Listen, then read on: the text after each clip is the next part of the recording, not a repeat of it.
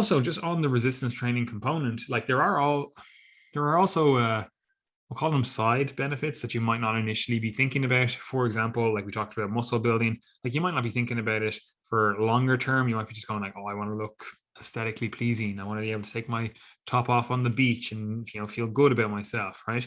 Like you might be thinking that, but also like we have to think like when we're older, we want to have a bit of a muscle reserve. We want to basically stave off sarcopenia for as long as possible. Like I don't want to be the person that's like, oh, I literally cannot get up out of my seat because I have no muscle mass, I have no strength, right? So strength and muscle mass there are going to be beneficial when you are older. And the same also goes for like resistance training. Like why would we be doing resistance training in particular?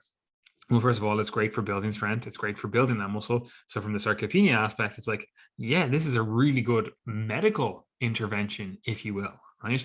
But then also on that, it's like, especially more relevant for women as well. It's like, this is also potentially helping with osteoporosis risk later in life, right? Like, so we want to be able to lay the foundation now so that when we are older, we're still in good health. And this is something that, nobody really likes to talk about in society. Like if you had someone that was like, oh yeah, I slipped and fractured my hip, you're not going to say to them, be like, oh, well, you should have been doing fucking 20 rep sets of squats when you were younger.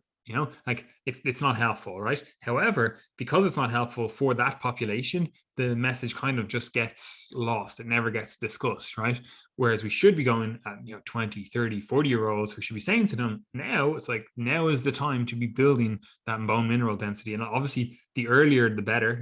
I'm saying like 20 to 40-year-olds, like the older you are, you might just be maintaining what you've already built. However, that's still better than doing nothing at all, right? Going like, oh, well, I'm not going to be able to remineralize this bone. Like that might be the case as you get older. However, we can still do a lot by resistance training. So that is one thing to keep in mind, that, well, yeah, obviously there are body composition and performance outcomes from resistance training. There are also health outcomes, and that's not even touching on like the actual act of exercise in itself even helping with stuff like blood sugar control or metabolic health in general. So there are multiple reasons resistance training is fantastic for this stuff. The way I always look at it, and maybe this is because I like biochemistry, but in your body there is a store for the fats that you eat. I mean, it's your body fat, right? That's not perfectly linear in terms of, it's not like, oh, I eat fat and it gets stored as body fat, but you get the idea.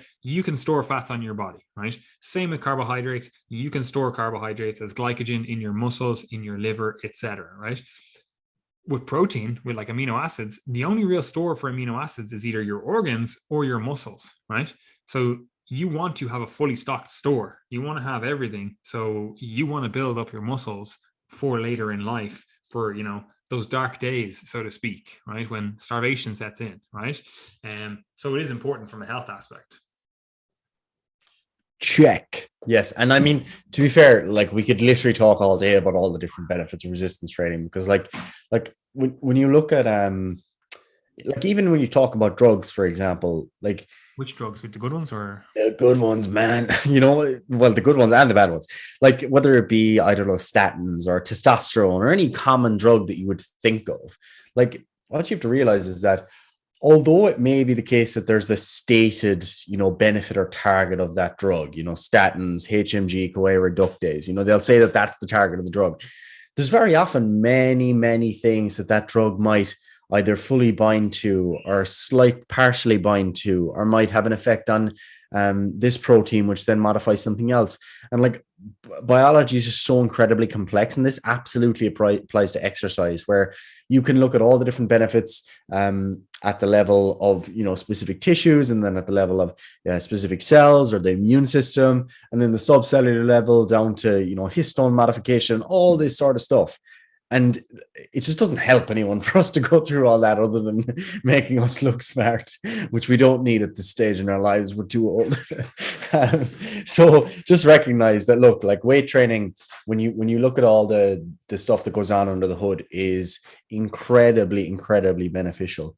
So if you're looking to just improve your health, which so many people say, but they don't necessarily mean it a lot of the time. Like they say, oh, I want to be healthy, but really they just want to I don't know, look healthy or just feel really energetic, which is a good thing, of course. But yeah, there's a lot going on under the hood that is absolutely beneficial. So that's it.